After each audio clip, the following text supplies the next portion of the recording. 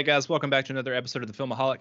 This is our What If series, and it's a special What If series. It's the MCU in the 1990s, but it would have started in 1988 with Iron Man. We're taking everything back 20 years. If you haven't checked out our other two videos, we already have Iron Man and the Incredible Hulk up. You can go check those out. Today, we're going to be talking about Iron Man 2, which would have came out May 1990. So to start things off, Ethan, do you want to go ahead and tell us yours and give us a refresher on the characters from your last film that will be returning in this one? All right, so the ones I got returning, obviously Iron Man, as Robin Williams playing that role. Sigourney Weaver's playing Pepper Potts. Carl Weathers as War Machine. Bob Hoskins as Happy Hogan. Peter Weller as Jarvis. I've got Kevin Spacey as Agent Coulson and Kurt Russell as Nick Fury that are coming back. Okay. My director is also coming back from Iron Man, which was John McTiernan. I'm keeping that the same for right now. He might possibly direct Iron Man 3 as well. Yeah. So for my Iron Man 2, I am keeping the same director as the first Iron Man as well, and that is Tony Scott.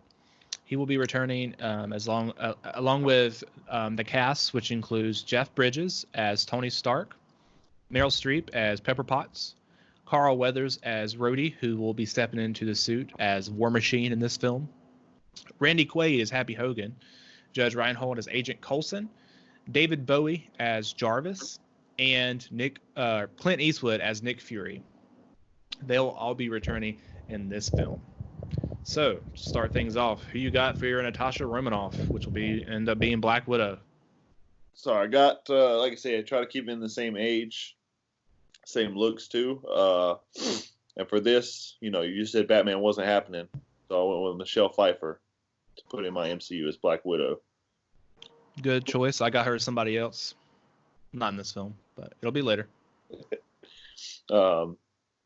Just looking at people, it's like as soon as I saw her name, I could just see her in that role, pulling off the action sequences.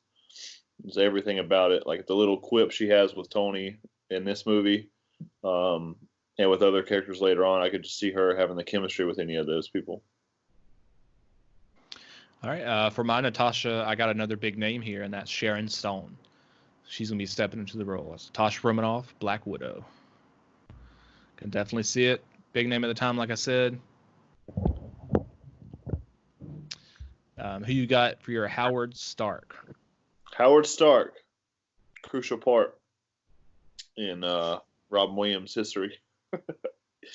Went with Mr. Old School himself, Robert Redford. Right now, he's got a small role in this movie. Later on, he's not in the MCU much, but the times he is in there is really important for Tony's character arc. So I wanted somebody who I can see as a father figure. This is the guy right here. My Howard Stark's gonna be Tom Skerritt. I didn't really go with the biggest name. I mean, people know him, especially in this time period, but not as big a name as Robert Redford. Yeah. All right, who's your Senator Stern, who will also appear later in The Winter Soldier? Yep, I told you this is the one I'm most passionate about. Weasel up there. I don't know who your choice is, but if it's not this, it's wrong. It's Gilbert Gottfried. Who? Gilbert Gottfried. I don't know who that is. Oh, the guy. He was in Beverly Hills Cop 2. Plays Iago. Does the voice in that in the Aladdin. You don't know who Gilbert Gottfried is, man? Get out of here. Yeah, the senator up there. I told you being a weasel. For a lot of my roles, unless there's somebody I'm like really passionate, like I feel like stands out in the studio, would go after these people. I like to look at the filmmakers' past filmography and like choose people they worked with before. So I did that with Senator Stern as well, and I chose Ronnie Cox as Senator Stern.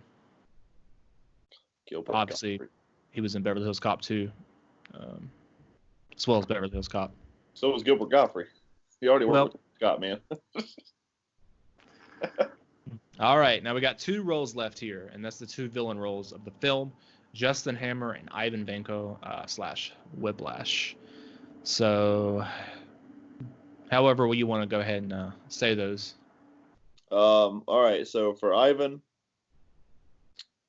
another one I'm trying to like switch against their typecast, putting this guy as a villain instead of a hero. And I've got Sean Connery playing Whiplash. Yeah. You aren't ready. Oh man, that is a curveball there. I try. Crazy. But now you can see in your mind you're going to take my pick. No. For my Ivan / Whiplash is Jean-Claude Van Damme. God, man, get out here and tell me about curveballs. Yeah. God. I can see it. Big action name at the time. Bringing him as a villain here. I can definitely see it in my head. Him with those whips going after Jeff Bridges. Rourke. He's going to own this role. And nobody's going to believe that Jeff Bridges can beat Jean-Claude Van Damme with all his Everybody's going to believe it. With all his martial arts skills. He got the suit, man. He got the suit. Over here, he'll just throw down the Whiplash, just hand-to-hand fight. Take off the suit, Tony. Don't forget, it's going to be Jeff Bridges and Carl Weathers going up against him at the end of the film. Neither one of those stand a chance. Should have put Chuck Norris as your Iron Man. Get out of here with Chuck Norris. He's not even in this MCU. Not yet. All right. Now we have Justin Hammer, who I hope they bring back at some point. They will bring back in my MCU because they have to with the name I put in there. Who you got as Justin Hammer? I got Bill Murray. Good choice. Not mine, but good choice. Nothing to say about it. Bill Murray. You don't need to say anything. Yeah. Myself. I got it's a different name, but a kind of similar name for my Justin Hammer. Somebody who has a great career back then in comedy. His career is not so much anymore, but this is going to change things. It's going to keep him from doing other, shitty films later in the 90s and whatnot. Going to keep up with his 80s career here, and that is Chevy Chase. It's Justin Hammer. Okay. Yeah. It's definitely going to have to change his career quite a bit. Yep. Yeah. So that's Iron Man 2. It's going to be a fun film.